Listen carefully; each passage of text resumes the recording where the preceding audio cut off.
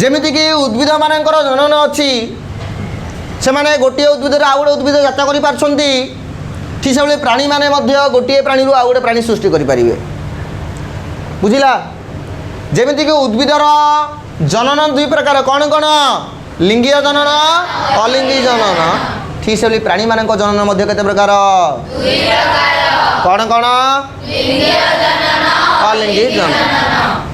ଯେଉଁ ପ୍ରାଣୀମାନଙ୍କର ଅଲିଙ୍ଗୀ ଜନନ ରହିଲା, ଯିଏକି ନିମ୍ନ ଶ୍ରେଣୀର ପ୍ରାଣୀମାନେ କରନ୍ତି, ଯେମିତିକି ଏମିବା, ତାପରେ ସ୍ପଞ୍ଜ, ହାଇଡ୍ରା, ବୁଝିଲ, ଏଗୁଡ଼ା ସବୁ କରନ୍ତି।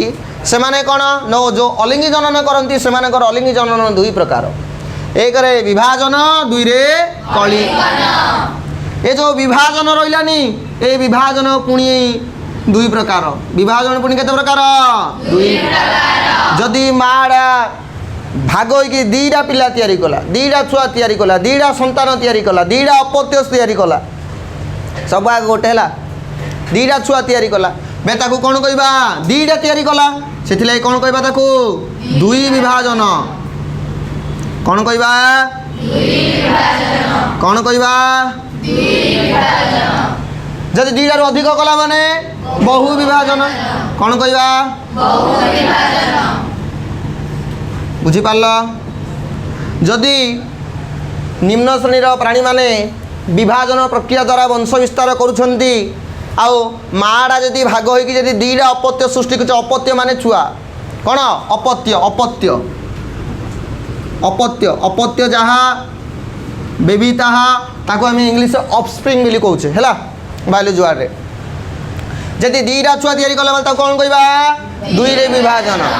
ଯଦି ମାଆଟା ଯଦି ଦୁଇ ଗଢ଼ି ହୋଇଗଲା, ଯଦି ମାଆଟା ଯଦି କେତେ କେତେ ଗଢ଼ି ହୋଇଗଲା, ବହୁ ବିଭାଜନ। ଚିତ୍ରରେ କରିପାରିବା, ଏଇଟା ମାଆଟା ଦୁଇ ଗଢ଼ି ହୋଇଯାଇଛି, ଦୁଇ ବିଭାଜନ। ବହୁ ବିଭାଜନ କ'ଣ? ଏ ମାଆଟା କେତେ କେତେ ଗଢ଼ି ହୋଇଯାଇଛି ଭିତରେ, ବୁଝିଲା? ଆକୁ କ'ଣ କହିବା? ବହୁ ବିଭାଜନ। ହେଲେ ଏ ଦୁଇ ବିଭାଜନ କାହା ପାଖରେ ହେଉଛି, ଏ ବହୁ ବିଭାଜନ କାହା ପାଖରେ ହେଉଛି, ଏସବୁ ଡିଟେଲ୍ସରେ ପଢ଼ିବା। କାହିଁ ଟିକେ ରିଭିଜନ କଥା କହିଦେବା, ସମୟ ଅଭାବ, ଶୀଘ୍ର ଶୀଘ୍ର କହିବା। ଉଦ୍ଭିଦର ଜନନ ଯେଭଳି ଦୁଇ ପ୍ରକାର, ଲିଙ୍ଗୀୟ ଜନନ ଆଉ ଅଲିଙ୍ଗୀ ଜନନ। ପ୍ରାଣୀମାନଙ୍କ ଜନନ ମଧ୍ୟ କେତେ ପ୍ରକାର? କ'ଣ କ'ଣ? ଏ ଯେଉଁ ଅଲିଙ୍ଗୀ ଜନନ ରହିଲା, ଏହା ପୁଣି ଆଉଥରେ କେତେ ପ୍ରକାର ବିଭକ୍ତ କରାଯାଇଛି? କ'ଣ କ'ଣ? ଏ ଯେଉଁ ବିଭାଜନ ରହିଲା, ଯଦି ମାତୃକୋଷଟା ଭାଗ ହୋଇକି ଯଦି ଦୁଇଟା ଅପତ୍ୟ ସୃଷ୍ଟି କଲା, ତାକୁ କ'ଣ କହିବା? ଯଦି ଦୁଇଟାରୁ ଅଧିକ କଲା ମାନେ ବୁଝିପାରିଲ? ଏ ବହୁ ବିଭାଜନ ଜାଣିଛ, ଗୋଟେ ଥରେ 500ରୁ 600 ଖଣ୍ଡେ ଛୁଆ ହେବ। କେତେଟା? 500ରୁ ପାଖାପାଖି 600 ଖଣ୍ଡେ ଛୁଆ କାପାସିଟି ଅଛି ଏ ବହୁ ବିଭାଜନରେ, ବୁଝିଲା? ଦୁଇ ବିଭାଜନ ସିନା ଦୁଇଟା ହେଇଯାଉଛି, କିନ୍ତୁ ବହୁ ବିଭାଜନ 500ରୁ 600। ଓକେ, ତ ପ୍ରଥମେ ଆମେ କ'ଣ ପଢ଼ିବା କହିଲ? ଦୁଇ ବିଭାଜନ। କ'ଣ ପଢ଼ିବା ଫାଷ୍ଟରେ? ଦୁଇ ବିଭାଜନ। ଧ୍ୟାନ ଦେବା, ଯେଉଁମାନେ ଅନଲାଇନରେ ଦେଖୁଛ ନିଶ୍ଚିତ ଭାବରେ ଆକୁ ସ୍କ୍ରିନଶଟ୍ ମାରିକିରି ନିଜ ନୋଟ୍ ଖାତାରେ ଲେଖିପାରିବା। ଦେଖ, ବର୍ତ୍ତମାନ ଆମେ କ'ଣ ପଢ଼ିବା ନା ଦୁଇ ବିଭାଜନ। ଏଇଟା ଗୋଟେ ଲିଙ୍ଗୀୟ ଜନନ ନା ଅଲିଙ୍ଗୀ ଜନନ କହିଲ? ଦୁଇ ବିଭାଜନଟା, ଦୁଇ ବିଭାଜନଟା ଲିଙ୍ଗୀୟ ନା ଅଲିଙ୍ଗୀ? ଜାଣିବା କଥା। ମୁଁ କ'ଣ କହିଥିଲି? ଲିଙ୍ଗୀୟ ଜନନ ବୋଲେ କ'ଣ କହିଥିଲି? ଯୁଗ୍ମକ ମାନେ ମିଶିକି ଯଦି ଅପତ୍ୟ ସୃଷ୍ଟି କଲେ ମାନେ ତାକୁ କ'ଣ କହୁଛି? ଲିଙ୍ଗୀୟ ଜନନ। ଏଠି କ'ଣ କେଉଁ ଯୁଗ୍ମକ ଅଛି କି? ବୁଝିପାରିଲ? ଦେଖ, ଧ୍ୟାନ ଦେବା। କ'ଣ କହିଲି ମୁଁ? ଦୁଇ ବିଭାଜନ। କ'ଣ କହିଲି?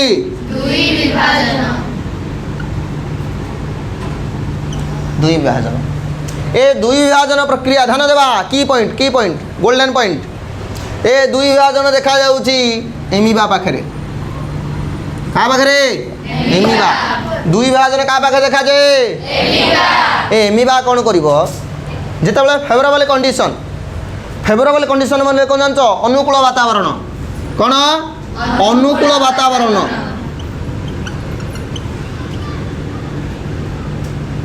ଯେତେବେଳେ ଅନୁକୂଳ ବାତାବରଣ ପଡ଼ିବ, ଏମିବାଟା କ'ଣ କରିବ?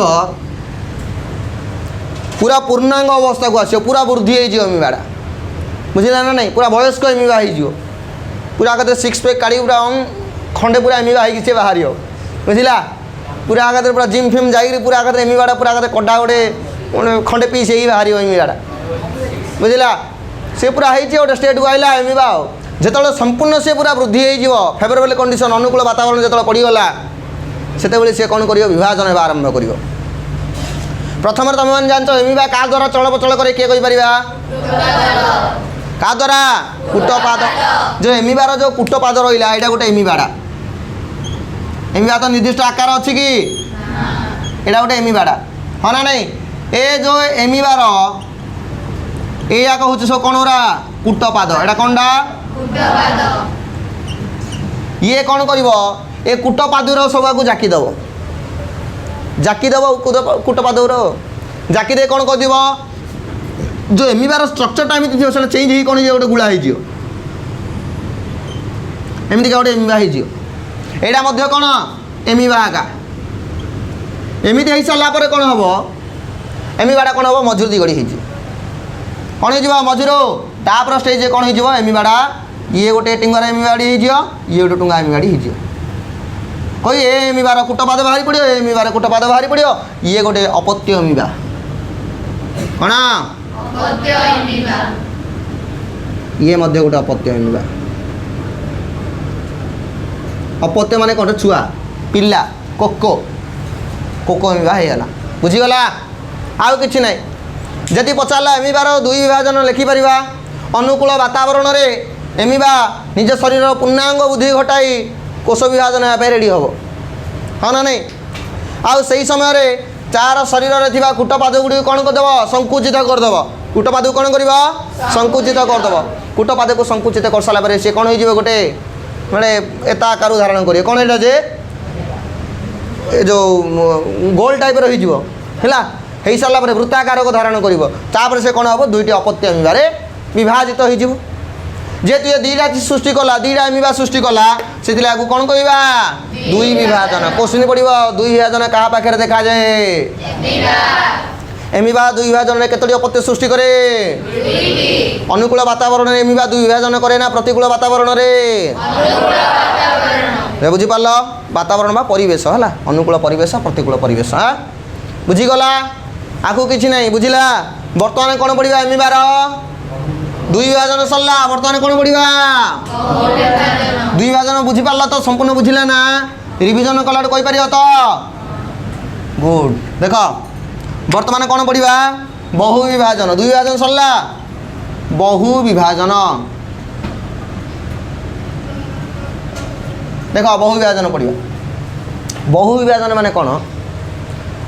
ଗୋଟେ ଏମିବାଡ଼ା, ଏଇଟା ମଧ୍ୟ ଏମିବାଡ଼ା ଦେଖାଯାଉଛି।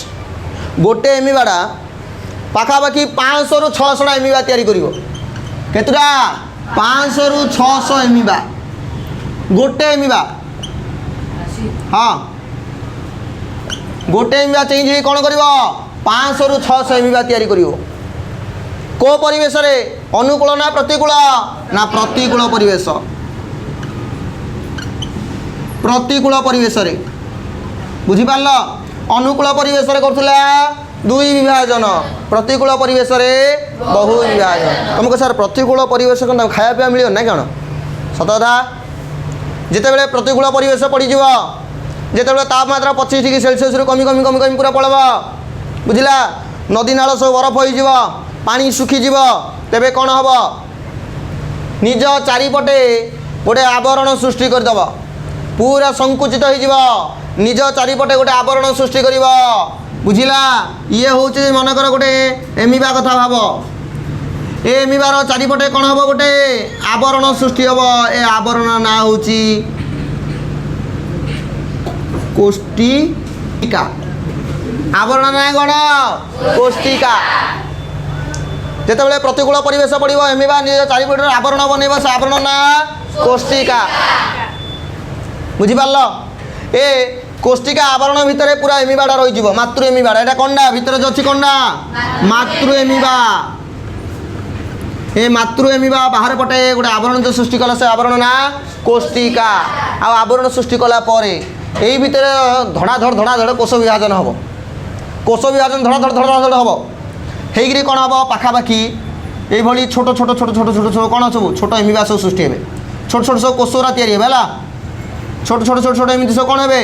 କୋଷ ଗୁଡ଼ିକ ପୁରା ଭରି ହେଇଯିବେ। ପାଖାପାଖି 500ରୁ 600। କେତେଟା କୋଷ? 500ରୁ 600ଟା କୋଷ। ବୁଝିଲା? ଏ କୋଷ ଗୁଡ଼ିକ ବା ଛୋଟ ଛୋଟ ଏମିବା ଗୁଡ଼ିକୁ କ'ଣ କହିବା ଜାଣିଛ? ଏମିବ୍ୟୁଲା। କ'ଣ କହିବା ଏମିବିଓଲା বা ছোট ছোট এমিবা ଗୁଡ଼ିକ ତିଆରି ହେଇଗଲେ ଯେତେବେଳେ ଆଉଥରେ ପୁଣି ଅନୁକୂଳ ପରିବେଶ ପଡ଼ିବ ଯେତେବେଳେ ବର୍ଷା ଟୋପା ଉପରେ ପଡ଼ିବ ପାଣି ଟୋପା ଗୁଡ଼ା ଉପରେ ପଡ଼ିବ ଏ ଫାଟିଯିବ ବାହାରଟା ଏ ଯେଉଁ କୋଷ୍ଠିକା ଆବରଣଟା କ'ଣ ହେଇଯିବ ଫାଟିଯିବ ଫାଟିଗଲେ ସେଇ ଭିତରେ ଯେତିକ ଏମିବା ସୃଷ୍ଟି ହେଇଯିବ ବା ଯେତିକ ଏମିବିଓଲା ସୃଷ୍ଟି ହେଇଥିବେ ସବୁ ଆଗ ବାହାରୁ ବାହାରି ପଡ଼ିବେ ପରିବେଶ ଆସିକରି କୂଟପାଦ ଜରିଆରେ ଖାଦ୍ୟ ଗ୍ରହଣ କରିବେ ବୁଝିପାରିଲ କି तुमर एग्जाम जितेबाला निकटवर्ती हो पुणी थोड़ा जिते आम लंग क्वेश्चन डिस्कसन करवा संपूर्ण रूपे कौ पॉइंट को केमी लिख से गुड़ डिस्कसन करी है कौ पॉइंट को केमी कौन लिख से सब किसी कह एवं ओवरऑल टॉपिक बुझी बुझी जाऊँ रिविजन जेहतु चलती बुझीपार ना नहीं हाँ हेड़ी मुझे तुमको आहरी गोटे पॉइंटा बोधे मोर मन ना तुमको कहनी ये जो दुई विभाजन नहीं केते समय लगुच तो दुई विभाजन केवल 30 मिनिट 30 मिनिट भितर दुई विभाजन हो जाऊँगी बुझल तुम कह आउ सर यहाँ हाँपाई केत वर्षा हम से हम जिते वर्षा हम से ऊपर आवरण फाटिव से सब बाहर बाहर कह बुझीगला क्वेश्चन पड़ो एमिबा प्रतिकूल परिवेश क्यों विभाजन करे एमिबा अनुकूल परिवेश क्यों विभाजन करे बुझीगला विभाजन कथा सरला तापर मु कौन कही अलिंगी जनन दुई प्रकार कही एक विभाजन दुई रे तो कलिकन कथा पढ़ा कलिकन वेरी गुड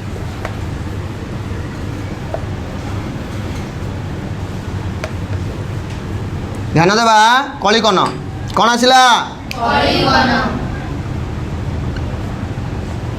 बा आकुआ हूँ कोरकोदगम है कलिकन बा कोरकोदगम जेमिति कि विभाजनटा हूँ क्या पाखे एमिबा पाखरे ठीक सेमिति कलिकन बा कोरकोदगम हूँ क्या पाखे हाइड्रा पाखरे कौन हाइड्रा पाखरे एटी कौन हम शुण ध्यान देवा गोटे हाइड्रार चित्रटी देख एटा हूँ माटीटा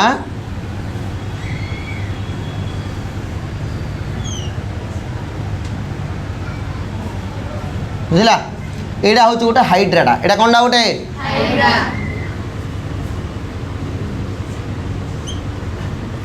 जितेबले हाइड्रारे शुण जितेबले हाइड्रारे अनुकूल परिवेश मिल ठीक ठाक खाद्य पूरा ठीक ठाक मिल अनुकूल परिवेश कौन परिवेश कौन अनुकूल अनुकूल परिवेश बा अनुकूल वातावरण जितेबले अनुकूल परिवेश क्या मिल हाइड्रा को मिल धीरे धीरे कौन कर आर ये गोटे छोट गोटे बर्ड ये सृष्टि हम बा कलिका आना कौन कौन आना कलिका गोटे कीड़ा कीड़ा कलिका गोटे बाहर बुझला ए कलिकाटा धीरे धीरे धीरे धीरे धीरे धीरे कौन हम माँ भाया देखा ये जो मातृ हाइड्राटा जमीती का नहीं ठीक सेमती का धारण हो अथा नेक्स्ट चित्रटा काटी पार सर्टकट कर दूसरी हाँ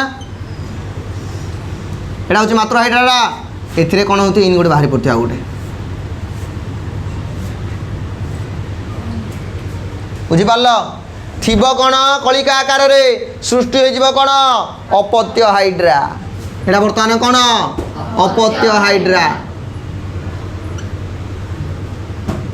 एटा हूँ अपत्य हाइड्राटा एटा हूँ मातृ हाइड्राटा एटा मातृ हाइड्रा कौन हो गोटे अपत्य हाइड्रा ए जो हाइड्रार एगुड़ा देखुन एगुड़ा सब कहूँ कौन कर्षिका कौन जो पार्टी नहीं पार्टी चारिपाखे थी सब एमती थी आर उपरटा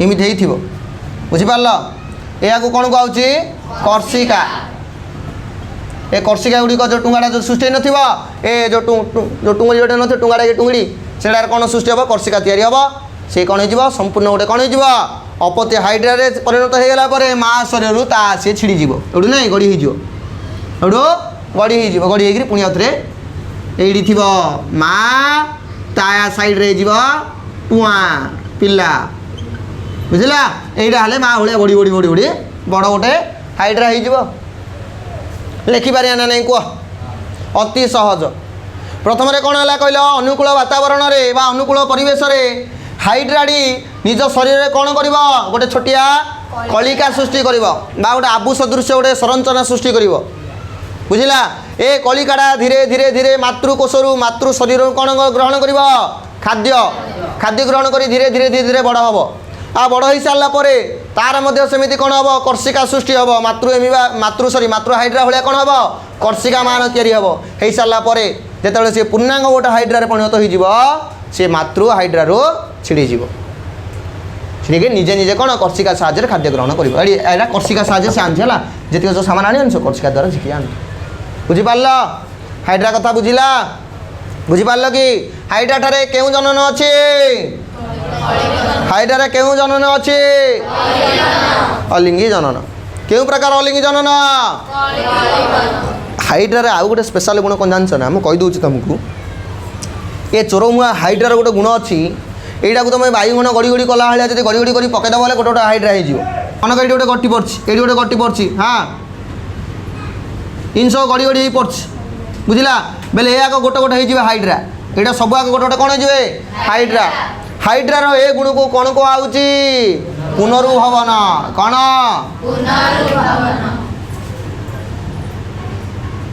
কম কুহাউছি? পুনরুভবন। বুঝলা? কোশ্চিন পড়িব পুনরুভবন দ্বারা কেউমানে নিজ শরীরରୁ যেকୌଣସି ଅଂଶରୁ ନୂଆ ନୂଆ ଅପତ୍ୟ ସୃଷ୍ଟି କରିପାରିବେ? କେଉଁମାନେ? ବୁଝିଗଲା? ଏ ଯେଉଁ କଳିକନବା କୋର୍କୋଦଗମ୍, କଳିକନବାର ଅନ୍ୟ ନାଁ କ'ଣ ରେ? କୋର୍କୋଦଗମ୍। କୋର୍କୋଦଗମ୍। ବୁଝିଲା? ଏ ଯେଉଁ କଳିକନବା କୋର୍କୋଦଗମ୍ ଇଏ ପୁଣି ଆଉ ଥରେ ଦୁଇ ପ୍ରକାର। କେତେ ପ୍ରକାର? ଦୁଇ ପ୍ରକାର। ଇଏ ହେଉଛି ବାହ୍ୟ କୋର୍କୋଦଗମ୍। ବାହ୍ୟ ମାନେ ବାହାରେ ବାହାରୁଥିବ, ବାହ୍ୟ କୋର୍କୋଦଗମ୍। ବୁଝିଲା? ଏ ମୋର ଓଡ଼ିଆ ଟିକେ ଅତି କଦର୍ଯ୍ୟମୟ, ଧ୍ୟାନ ଦେବା। ଆଉ ଗୋଟେ ହେଉଛି କ'ଣ? ଅନ୍ତଃ କୋର୍କୋଦଗମ୍।